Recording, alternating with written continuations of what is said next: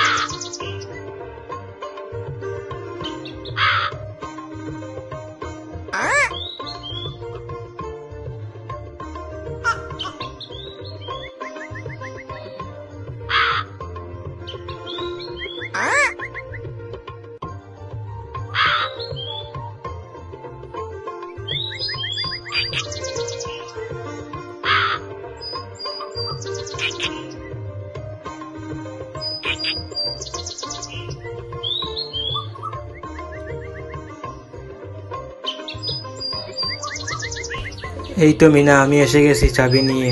তুই দাঁড়া, চাবিকে দিয়ে দিচ্ছি। দিয়ে দিল মিনা চাবি ড্রাইভার সাহেবকে। তাই ড্রাইভারও চাবি খুলে নিয়ে ছুটে চলে গেল মিনার বাড়িতে।